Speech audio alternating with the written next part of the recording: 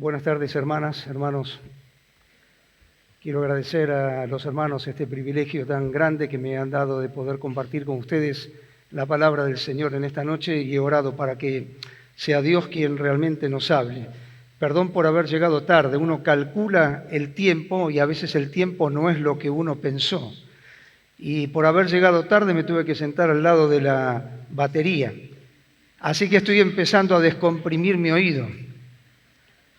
Menos mal que el hermano que estaba tocando la batería me dice: mirá que va a sonar fuerte.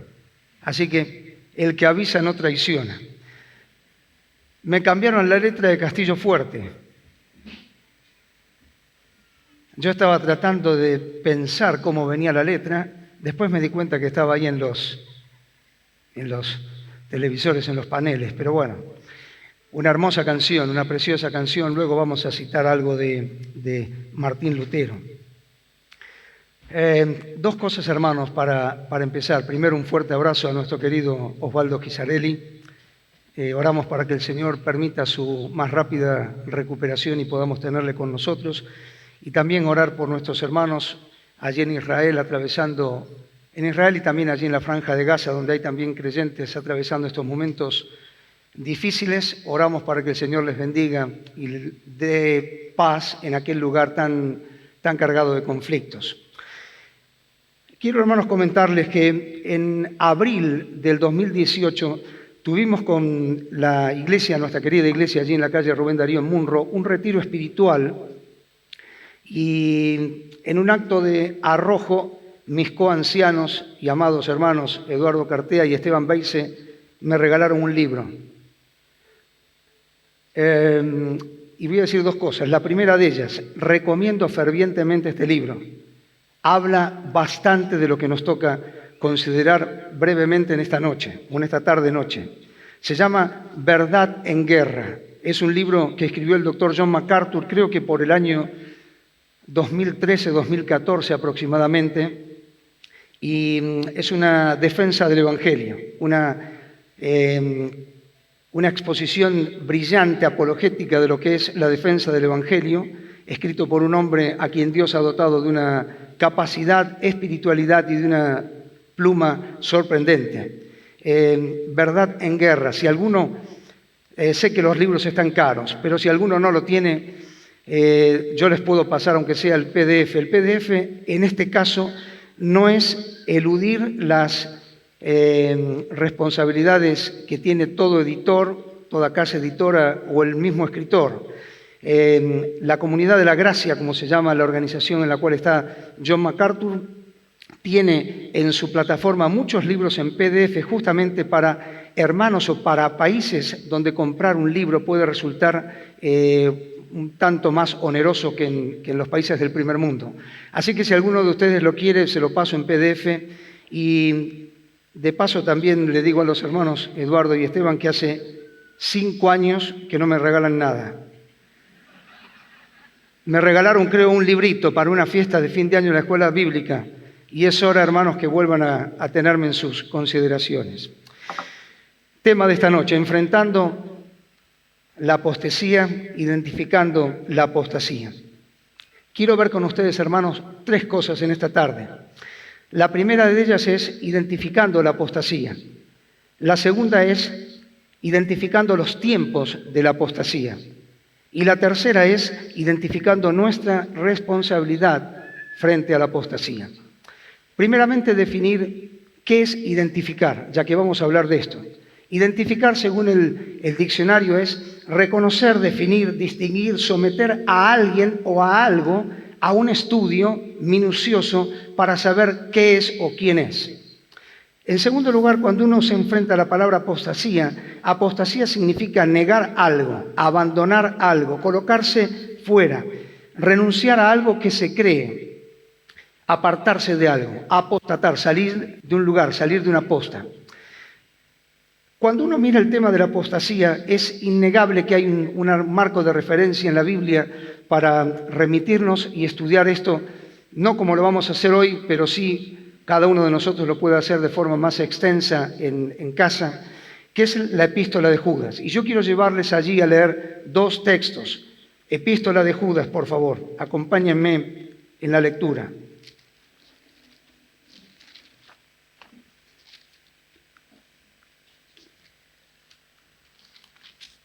Epístola de Judas. Y vamos a leer allí en el único capítulo que guarda esta epístola. Desde el primer versículo dice: Judas, siervo de Jesucristo, hermano de Jacobo, a los llamados, santificados en Dios Padre y guardados en Jesucristo, misericordia y paz y amor os sean multiplicados. Amados, por la gran solicitud que tenía de escribiros acerca de nuestra común salvación, me ha sido necesario escribiros exhortándoos que contendáis ardientemente por la fe que ha sido una vez dada a los santos, porque algunos hombres han entrado encubiertamente, los que desde antes habían sido destinados para esta condenación, hombres impíos, que convierten en libertinaje la gracia de nuestro Dios y niegan a Dios, el único soberano, y a nuestro Señor Jesucristo. Judas ya está hablando en el principio de la era de la Iglesia, más o menos allí por los años 67, 68, 69 después de Cristo, y ya está hablando que había personas que se metían en las congregaciones con el único propósito de producir desorden, de producir trastornos espirituales, de mancillar la enseñanza con la cual los creyentes del primer siglo, guiados por los apóstoles, habían recibido de primera mano, de primera fuente. Pablo dice allí en 1 Tesalonicenses capítulo 2 que el día del Señor va a venir, pero antes va a ser necesario que se manifieste la apostasía. Pablo ya estaba advirtiendo que iban a llegar tiempos difíciles. En 1 Timoteo capítulo 4, versículo 1, el mismo apóstol dice: algunos apostatarán de la fe. Es muy interesante allí, según los exégetas bíblicos, esa expresión algunos apostatarán de la fe significa literalmente esto: algunos al escuchar la fe se levantarán y se irán. Todos hemos sido testigos en más de una oportunidad en nuestra vida de personas que al estar en determinado lugar o en determinada conversación, cuando algo no les gusta, se levantan, se ponen de pie y se van. Esa es la idea con la cual Pablo está hablando aquí en 1 Timoteo. Algunos apostatarán de la fe. Ahora, cuando hablamos de un apóstata, queridos, no hablamos de un creyente. Vuelvo a decirlo. Cuando hablamos de un apóstata, de alguien que apostata de la fe, que deja la fe, que abandona la fe, no estamos hablando de un creyente. El creyente puede caer, puede pecar, puede dejar las cosas del Señor, puede vivir a los tumbos en su vida espiritual, puede subir, puede crecer, puede vivir en una permanente niñez espiritual, puede vivir con inestabilidad espiritual, pero nunca va a apostatar de la fe. Nunca va a apostatar de la fe porque el amor de un Salvador eterno le ha salvado allí en la cruz. La gracia de un Dios eterno le ha llamado a ser parte de su pueblo, de su iglesia. Y el poder de un Espíritu eterno le sostiene más allá de las debilidades y flaquezas. Es cierto, es muy cierto que hay infinidad de creyentes, todos los conocemos, yo los conozco, ustedes los conocen, todos conocemos muchos creyentes que andan a los tumbos espiritualmente, suben, bajan, van, vienen, aparecen, desaparecen, pero siguen teniendo el Espíritu Santo dentro de ellos. Es cierto que el Espíritu está maniatado, está bloqueado, está limitado, está entristecido al leer la carta de Pablo cuando escribe allí a los Gálatas, está maniatado, pero el Espíritu Santo está dentro de ellos. Y esto es una convicción absoluta que el creyente tiene, porque la salvación no depende de nosotros, depende de Dios. Y cuando Dios salva a alguien, sabe lo que hace. Y nuestra salvación está garantizada porque hubo uno que murió en la cruz derramando su sangre y con esa sangre preciosa ha dado la seguridad y la convicción eterna de que somos de Él. Podemos estar apartados, podemos caernos, podemos desobedecer al Señor, Podemos entrar en el cielo con nuestras manos vacías, con nuestras vidas quemadas, marcadas por los signos, por las marcas elocuentes de la desobediencia al Señor. Podemos ingresar por la aduana del cielo, como decía alguien, y quedarnos sin nada, vacíos, salvos, como dice Pablo en 1 Corintios 3, salvos, aunque así como por fuego, pero salvos al fin. Y esa es la garantía absoluta que tiene todo creyente, de saber que más allá de sus propias debilidades, ¿quién no las tiene? ¿Quién de la Biblia no las tuvo?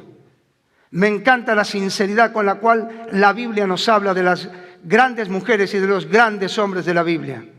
En todos hay algo que manifiesta una naturaleza caída como es la que todos tenemos. Así que, hermanos, un apóstata es alguien que no puede ser un creyente. He conocido muchísimos creyentes que se han apartado por años,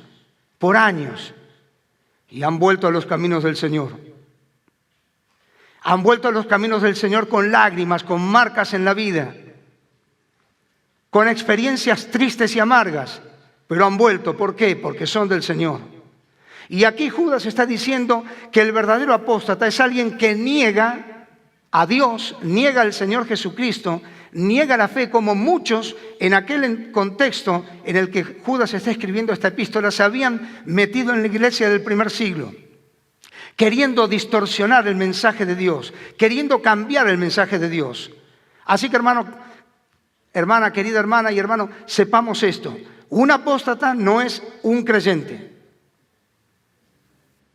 Un apóstata es alguien que niega la persona de Cristo, la obra de Cristo, el evangelio de Cristo, los propósitos de Cristo. Se enfrenta a la iglesia de Cristo. La salvación no es de nosotros, hermanos. La salvación es de Dios. Segundo, identificando los tiempos de la apostasía. Obviamente, queridos, vivimos tiempos difíciles. Alguna vez escuchó esa frase, ¿no? Vivimos tiempos difíciles. La Biblia es un libro atemporal. Es decir, para cada situación de la historia, la Biblia tiene el mensaje exacto y justo. ¿Por qué? Porque Dios ya pensó en eso. Nosotros hemos conocido innumerable cantidad de períodos de la historia y ahora nos toca vivir un tiempo que la misma Biblia se encarga de decirnos que es un tiempo peligroso. Usted recuerda esas palabras de Pablo a Timoteo en su segunda carta, capítulo 3, donde arranca el capítulo 3 diciendo: Timoteo, te quiero decir algo. En los postreros tiempos vendrán, o en los postreros días vendrán tiempos peligrosos. ¿Por qué? Porque habrá hombres amadores de sí mismos, avaros, vanagloriosos, soberbios, infatuados, desleales, intemperantes, calumniadores, etcétera, etcétera. 19 características marca allí el apóstol Pablo, guiado por el Espíritu Santo, de lo que es el carácter de las personas en estos últimos tiempos. Ahora, siempre, hermanos, siempre los tiempos han sido difíciles. Si nosotros tuviéramos el teléfono de Abraham y lo pudiéramos llamar y le preguntáramos: Abraham, decime cómo estás, él nos diría: mira, está muy complicado. No te das una idea de lo que pasa acá en Sodoma y Gomorra. Esto es verdaderamente un desastre. Yo no sé hasta dónde vamos a llegar. Esto es tremendo. Es una situación de desorden, de pecado, de inmoralidad que yo nunca vi antes. Si uno le hablara a los creyentes del primer siglo y pudiéramos preguntarles: queridos, ¿cómo están?, nos dirían: estamos en una situación difícil. Nos están persiguiendo por todos lados. Estamos huyendo con lo opuesto. No nos podemos llevar ninguna otra cosa. No sabemos para dónde ir. No sabemos qué va a pasar. Es una incertidumbre. Si uno le preguntara a Lutero, tal vez Rubén tenga el teléfono de Martín, ya que nos estuvo contando algunas cosas. Si uno llamara a Lutero y le preguntara: Martín, ¿cómo están las cosas?, Martín Lutero nos diría: nos están persiguiendo. No hay mucho margen de maniobra. Están enfrentados contra la verdad de Dios. Y me encantan las frases que dice la historia de cuando Martín Lutero enfrentó a aquellos que estaban haciéndole el juicio. y delante de ellos expuso la verdad de Dios, el evangelio de la gracia.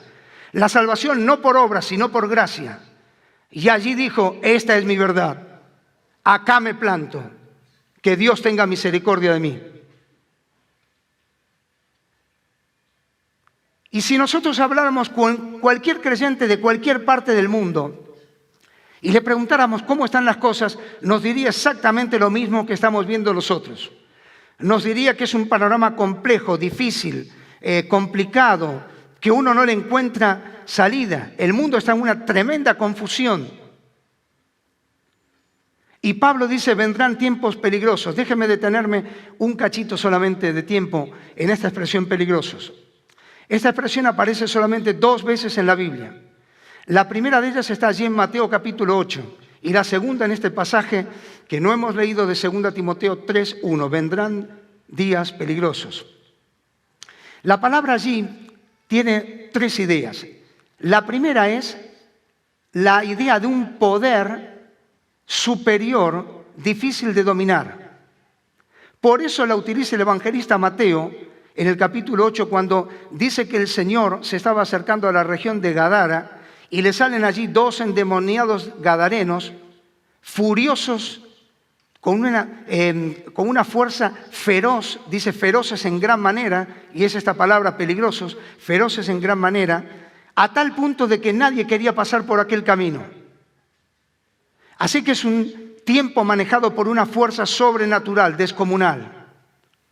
Segundo, era una palabra que se utilizaba en la medicina. Aquí hay algunos médicos, no voy a quitarles el lugar. Pero todos sabemos lo que es una herida de difícil curación. Y esa es la idea con la cual se utilizaba esta palabra en la antigüedad.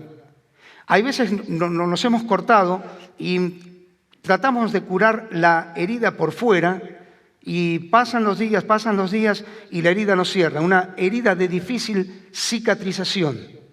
Y entonces uno va al médico y el médico muchas veces nos tiene que dar algo, un antibiótico, para atacar por dentro y por fuera el problema que nos está afectando. Y la idea de esa palabra peligrosos es justamente eso, una herida de difícil cicatrización. Y la tercera es que es la idea de una amenaza y de un peligro inminente. Entonces, cuando Pablo le dice a Timoteo, Timoteo, tienes que saber que en los postreros días van a venir tiempos peligrosos, le está diciendo van a venir tiempos que van a ser controlados, manejados por una fuerza sobrenatural. Nosotros ya sabemos qué fuerza es esa. No es la fuerza de los hombres, es la fuerza del enemigo de los hombres. No es la fuerza de la política, ni la fuerza de la ciencia, no, es la fuerza del Rey, del Dios de este siglo. Pero también tenemos que saber que este tiempo que vivimos son tiempos de una infección tremenda. La herida que ha producido el pecado en el género humano es una herida que no es fácil de cicatrizar. De hecho, hemos tratado por todos los medios, humanamente hablando, de encontrar solución al problema del pecado y no lo hemos conseguido. El hombre y la mujer y el hombre seguimos siendo pecadores, con una herida que lo único que puede cambiarla, sacarla, sanarla completamente, es la obra de Cristo en la cruz. Y vivimos tiempos que son una amenaza permanente y un peligro permanente. La dificultad de este tiempo estriba en la clase de personas con las cuales estamos rodeados. Fíjense que Pablo dice, 2 Timoteo 3:2, habrá personas. 1 Timoteo 4:1, algunos. Pedro dice en su segunda carta, capítulo 3, verso 3, vendrán burladores. Estas características son las características de personas que están viviendo en contrariedad a Dios. No les interesa a Dios. Los tiempos en los cuales vivimos son tiempos contrarios a la persona de Dios, contrarios a la fe en Dios, al Evangelio de Jesucristo. Todo el mundo tiene tiempo para ir a cualquier lugar, menos para ir a una iglesia a escuchar la palabra de Dios. Todo el mundo tiene tiempo para estar viendo películas 2, 3 horas, pero no para escuchar la palabra de Dios. Cuando usted va a alguna radio local nos ha pasado allí en Munro, y pide solamente 3, 4 minutos al finalizar del día, donde la audiencia no es tan importante porque ha decaído en cantidad por el horario. 3, 4 minutos nada más para un cierre espiritual, para dejar una reflexión espiritual bíblica que pueda ayudar a los hombres y a las mujeres en sus necesidades. Le dicen, sí, la verdad que está muy bien, déjenos pensarlo y le avisamos. Yo hace más de 8 años que estoy esperando que me avisen. Al mundo y a las personas no les interesa oír de Dios. Entonces vivimos muy mal, y no vivimos mal porque tenemos problemas económicos, sociales, nada de eso. Vivimos mal porque adentro del ser humano está el germen del pecado, está la naturaleza del pecado, contraria y en enemistad con Dios. Queridos, necesitamos entender lo que Pablo le decía a Timoteo. Timoteo, van a venir tiempos difíciles, peligrosos, con personas que serán así, así, así, así. Léalo en casa si puede, leámoslo en casa si podemos. A estos evita. Es decir, que la influencia de estas personas no te cambie. Tal vez no puedas, Timoteo, cambiarlos a ellos, pero trata de que ellos no te cambien a ti. Y allí entonces está Timoteo recibiendo esto y está pensando en lo que el apóstol le está diciendo para definir los tiempos en que está viviendo, tiempos difíciles. Identificamos la apostasía. La apostasía es negar a Dios, al Señor Jesucristo, su señorío, su obra, su poder, su persona, su gloria, su gracia. Vimos que los tiempos de la apostasía que estamos viviendo son tiempos difíciles. Toda la historia de la humanidad que Dios ve en un continuo presente, toda la historia de la humanidad ha sido un tiempo difícil, porque el pecado ha reinado en el corazón de los hombres. Tercero, y acá quiero detenerme un poquito más, identificando nuestra responsabilidad frente a la apostasía. Hay una versión de la Escritura que me gusta mucho a propósito de estos versículos que hemos leído, que dice así: Amados, me había propuesto escribirles acerca de la salvación que Dios nos ha dado, pero ahora pienso que es preciso escribirles exhortándolos a defender con firmeza la verdad que Dios dio una vez por todas a su pueblo, para que la guarde inmutable a través de los años. Me parece como que Judas está diciendo, hermanos, les iba a escribir, y les iba a escribir con un propósito, pero cuando me siento a escribirles, estoy observando que las necesidades son otras. Entonces cambio la orientación y voy a escribirlas acerca de la común salvación que Dios nos ha dado. Y de esa común salvación, dice Judas, tenemos que contender ardientemente por la fe que nos ha sido dada una vez y para siempre. Contender es una acción que involucra estar metido en una discusión, pero no para ganar la discusión. Contender aquí está queriendo decir una plática, una ida y vuelta, una conversación de ida y vuelta, donde alguien expone algo y otro expone otra cosa. Es como si Judas dijera, vamos a estar frente a personas que nos van a exigir que les expliquemos nuestra verdad. ¿Qué es lo que creemos? Y entonces ahí tenemos que defender, contender ardientemente por la fe. Contender no es, queridos, agarrarse a piñas. Mi querido y recordado hermano Horacio Alonso decía, la Biblia, la palabra de Dios, no necesita defensores. La palabra de Dios necesita expositores.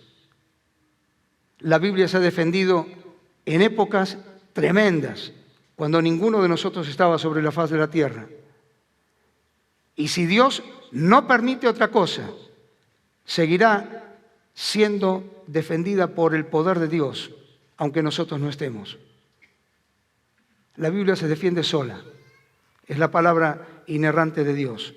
Ahora, nosotros tenemos que entender que este concepto de contender ardientemente, está dirigido a un concepto que es el concepto de la fe. ¿Qué es la fe? Usted me va a decir, la fe es aquello que no podemos ver, pero que creemos. Fe es convicción. dice la carta a los Hebreos. La fe es algo que se nos da, no es nuestra, no es de ninguno de nosotros. La fe es de Dios y Dios la da a través de la revelación de su palabra. Por eso Pablo dice en Romanos que la fe viene por el oír y el oír por la palabra de Dios. Es decir, cuanto más me vinculo con la palabra de Dios, mayor será mi fe. El oír viene por la palabra de Dios. En segundo lugar, la fe es una verdad inalterable. Judas lo dice, ha sido dada una vez para siempre. Escuchaba a un querido hermano de los Estados Unidos, Joel Clark, habla un perfecto español, en una conferencia hace unos meses atrás, decir un concepto que me pareció estupendo y que voy a utilizar con su permiso en esta noche. Él decía, hermanos, tenemos que cuidarnos de el revisionismo bíblico. Y él decía, tratar de hacerle decir a la Biblia lo que nosotros queremos que diga y no lo que dice la Biblia. Vivimos en un momento en la actualidad donde muchos tratan de que la Biblia diga lo que ellos quieren escuchar. No siempre lo que dice la Biblia es lo que nosotros queremos escuchar. La Biblia siempre va a decir lo que necesitamos escuchar. Hoy en día parece que hay una necesidad de contextualizar la palabra de Dios, de adaptarla a los tiempos que vivimos. Vamos a tratar de que la palabra de Dios no nos pegue tanto, no nos choque tanto. Vamos a ver si podemos cambiar estas palabras y con ellas desvirtuar el sentido o modificar el consejo total de la palabra de Dios. El mundo está lleno de personas que se levantan todos los días para tratar de encontrar algo para cambiar de la Biblia. Se olvidan lo que dice el libro del Apocalipsis, que hay un castigo para aquellos que tergiversan, aún en la parte más chiquita, la palabra de Dios. Para aquellos que agreguen o que quiten, hay un castigo que es un castigo eterno. Necesitamos, hermanos, entender que la Biblia fue dada una sola vez y lo que la Biblia dice ahora, lo decía para Martín Lutero, lo decía para los creyentes del primer siglo,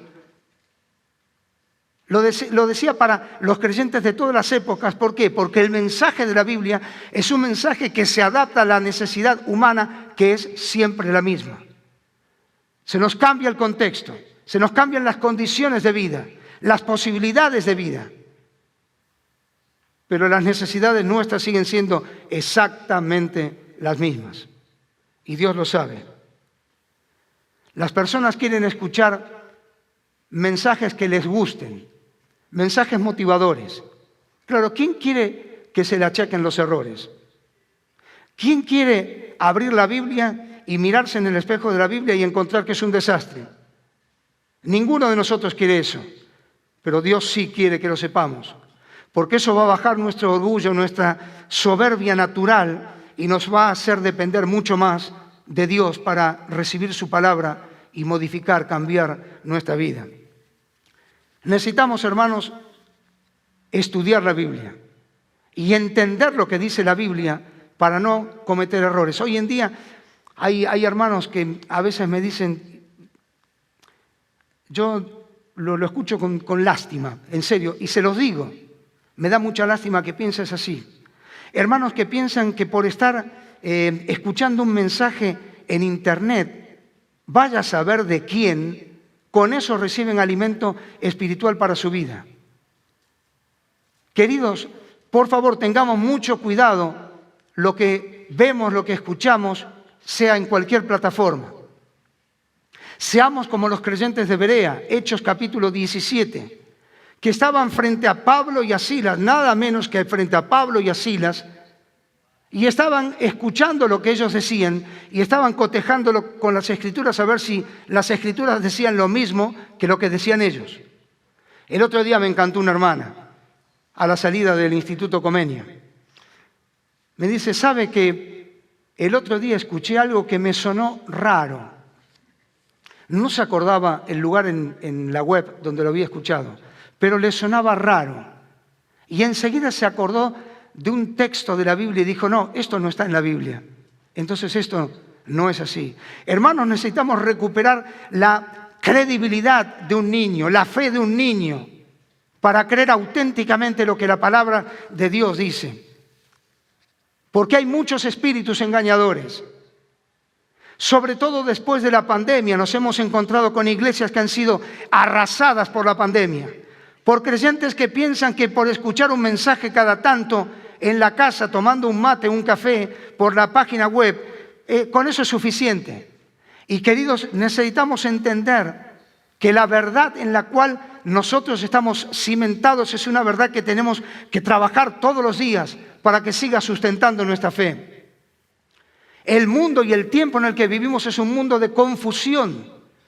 Mi querido hermano Norberto Santos, rosarino, actualmente residente allí en Estados Unidos, me mandó hace poco una defensa y una explicación de la posverdad que es fenomenal. Si alguno la quiere, después me la pide, se la paso. Vivimos en un tiempo de posverdad. La posverdad es un término que apareció más o menos allá por la década del 90, pero que empezó a tomar mayor auge a partir del 2010.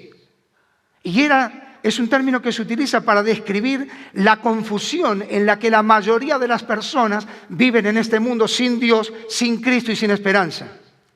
Entonces, como viven confundidas, sin tener un horizonte claro, sin tener un fundamento para la vida, viven de un lado para otro. Son llevados por cualquier pensamiento. Hoy viene bien esto, mañana viene bien otro. Entonces, la posverdad es aquella que nos hace a nosotros sentir bien, aunque no sea la verdad. La verdad, yo me siento bien, me gusta.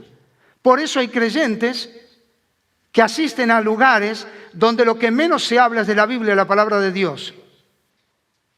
Se habla de cualquier cosa, menos de la palabra de Dios, que es lo que necesitamos. Y en estos tiempos que nos toca vivir, necesitamos identificar nuestra responsabilidad frente a la apostasía. Si no conocemos la Biblia, si no estudiamos la Biblia, cualquier cosa puede prender en nosotros. Necesitamos estar cimentados en la verdad. ¿Qué hace un creyente en medio de la apostasía? Un creyente en medio de la apostasía tiene primeramente que mantenerse cerca del Señor y seguir al Señor. Hay 4 pilares, hermanos, para la vida cristiana. Esos están allí en Hechos capítulo 2, versículos 42 en adelante. Instrucción, oración, comunión, adoración. Si usted saca una de esas patas, si en nuestra vida alguno de estas columnas no está bien, no vamos a andar bien. Instrucción, lectura y estudio de la palabra de Dios. Miren, Dios puede hacer milagros en nuestra vida, transformar nuestra vida espiritual, hacernos crecer y desarrollar si nosotros solamente le podemos dar 15 minutos por día, 10 minutos, 20, media hora, tal vez una hora. Dios puede hacer milagros, aunque nosotros tengamos poco tiempo. Dios no va a hacer milagros en nuestra vida, cambios en nuestra vida, si nosotros no le damos nada de tiempo. Entonces, instrucción, segundo, oración, tercero, comunión. Hay que estar en la iglesia. ¿Podemos faltar? Sí, claro que se puede faltar. Hay 50.000 causas, pero tenemos que estar en la iglesia. La iglesia no es perfecta, yo tampoco lo soy. Los hermanos que van a la iglesia tampoco son perfectos, yo tampoco lo soy. Los ancianos, pastores que están en la iglesia, tampoco son perfectos, yo tampoco lo soy. Necesitamos la comunión. Y por último, la adoración. Fíjese el orden. Si no hay Biblia, se pierde la oración, se pierde la oración, se pierde la comunión, se pierde la comunión, se pierde el poder de la adoración. Segundo, tenemos que preparar nuestro corazón para esto. Me encanta el libro de Esdras, donde allí la palabra en el capítulo 7, versículo 10, dice que Esdras, el escriba, preparó, fíjese esto, preparó su corazón ¿para qué? Para inquirir en la ley de Jehová, para cumplirla y para enseñarla. Fíjese el orden. Inquirir, es decir, primero tengo que conocer la palabra para poder después vivirla, para poder después enseñarla. Esdras preparó el corazón, es una disposición de nuestro corazón en el cierre voy a volver a repetir este concepto. Tercero, necesitamos aprender a establecer prioridades en la vida. Dios no se opone, hermanos, a que nosotros tengamos ocupaciones, responsabilidades, trabajos, tareas y que estemos metidos en 50.000 cosas. Dios no se opone a eso. Dios se opone a que no tenga el primer lugar en la vida. Tenemos que aprender a establecer prioridades y este es un tiempo en el cual necesitamos aprender a establecer prioridades. Dios tiene que ocupar el primer lugar en nuestra vida. Cuando uno tiene a Dios en primer lugar, todo lo demás se acomoda inexorablemente. Se acomoda el matrimonio, se acomodan los hijos, se acomoda la iglesia, se acomoda el trabajo, se acomoda la familia, se acomoda todo. Dios tiene que estar en primer lugar. Es un principio de la Biblia, no es un invento nuestro. Y cuando uno obedece ese principio y le da a Dios el lugar que le corresponde cada día, Dios va a hacer sorprendentes cambios en nosotros. Queridos, la necesidad de hoy en día es no de más actividades, aunque es bueno tenerlas. No de más ir y venir, compromisos de acá, de allá. La necesidad de este tiempo es la necesidad de mejores cristianos. Y los mejores cristianos solamente los hace Dios en el silencio de cada día. No los hacen las conferencias, aunque son excelentes. No los hacen las reuniones, aunque son necesarias y excelentes. Los mejores cristianos, los mejores creyentes los hace Dios en el silencio de cada día. Tenemos que reconocer que vivimos en un tiempo complicado, difícil. Tenemos que reconocer que necesitamos el poder de Dios, la gracia de Dios para vivir. Pero también, queridos, tenemos que reconocer que necesitamos, a su vez, valga la redundancia, reconocer, identificar nuestra responsabilidad. Termino con algo que leí hace mucho tiempo en un libro, debe estar en algún lugar de la biblioteca, un libro chiquito, donde el escritor terminaba el libro con un llamado a la reflexión que nunca lo olvidé. Él contaba la historia de determinada ciudad donde había un grupo de muchachos que se juntaban todos los días en una esquina. Y allí pasaban largas horas. Nosotros estamos habituados a ver eso. Y allí siempre delante de ellos pasaba un anciano que vivía cerquita de ese lugar. Y entonces le preguntaban cosas al anciano y el anciano se quedaba ahí hablando con ellos y les daba consejos, les orientaba para que pudiesen encauzar su vida a logros mayores, a fines y propósitos más elevados. Y siempre se daban cuenta que el anciano tenía razón en lo que les decía. Entonces un día, cansados de que siempre perdieran contra el anciano, decidieron jugarle una pequeña trampa. Y a uno se le ocurrió, estuve pensando cómo le podemos ganar al viejo este. Siempre nos gana, siempre tiene una respuesta para nosotros y no somos capaces de dar la vuelta porque tiene razón. Entonces vamos a jugarle una trampa. Voy a tratar de conseguir en estos días un pajarito. Es una trampa tonta, pero le vamos a demostrar que nosotros también podemos. Y vamos a ir a verlo. Y yo voy a ir con el pájaro en mi mano y voy a ir con las manos para atrás. Y le voy a decir, don José, no me acuerdo qué nombre usó, no importa. Don José, tengo un pájaro en mi mano. ¿Cómo está el pájaro? ¿Está vivo o está muerto? Si él me dice que está vivo, lo aprieto con todas mis fuerzas, lo saco y está muerto. Y le ganamos. Al fin le vamos a ganar. Si él me dice que está muerto, saco mi mano para adelante, suelto y el pájaro se va a ir volando. Así que ganamos seguro. Y allí se fueron, consiguieron el pájaro y fue el pajarito y lo fueron a ver a este anciano. Y cuando llegaron allí, le hicieron esta pregunta. Don José, tengo un pájaro en mi mano. ¿Cómo está el pájaro? ¿Vivo o muerto. Y este hombre, decía el escritor, finalizando su libro, se quedó observando la cara de cada uno de aquellos muchachos. Y volvió al que le había hecho la pregunta y le dijo: hijo, el pájaro que tienes en tu mano está como tú quieres que esté. Si quieres que esté vivo, estará vivo. Si quieres que esté muerto, estará muerto. El pájaro está como tú quieres que esté. Y aquellos muchachos, agachando la cabeza, se fueron de allí. Y el escritor decía: hermanos,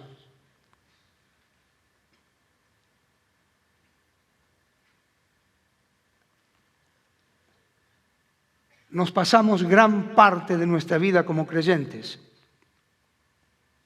buscando excusas, tratando de excusarnos por un montón de cosas, cuando la calidad de nuestra vida depende de cómo nosotros queremos que esté.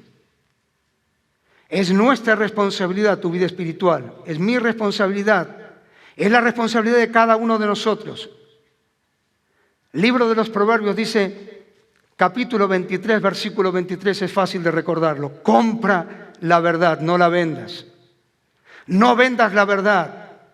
La verdad ha costado mucho.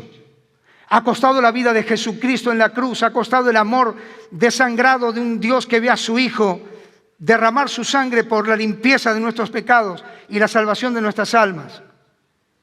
La verdad cuesta mucho. Por eso Judas dice: hermanos, contendamos ardientemente por la fe que hemos recibido una vez y para siempre. Una vez dada para siempre a los santos. Hermanos, necesitamos contender por la fe, pero para contender por la fe tenemos que empezar arreglando nuestra vida espiritual. Dejemos las excusas. Nuestra vida está como nosotros queremos que esté. Y está en nosotros la posibilidad de cambiarla frente al Señor. Compre la verdad, no la venda. La verdad ha costado mucho. He visto a grandes hombres de Dios, llenos de imperfecciones, sí, pero grandes hombres de Dios, fieles hombres de Dios, llorar por cosas de la obra de Dios. Y claro, yo era un poco más joven de lo que soy ahora, y los miraba y no entendía por qué lloraban por cosas de la obra.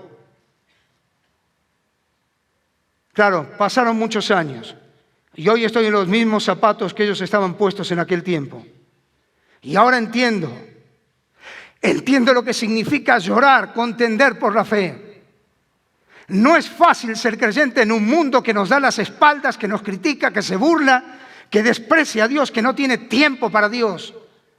No es fácil contender por la fe cuando hay tantas cosas dando vuelta y tantas dudas y tantas ideas plantadas por corazones de apóstatas que lo único que quieren hacer es desvirtuar la obra de Dios. Dios nos ayude a contender por la fe. Compre la verdad, hermano. No la venda. Algún día, muchos de los que estamos aquí no estaremos. Y te va a tocar tal vez a alguno de ustedes estar en este lugar. Volvé a decir lo mismo.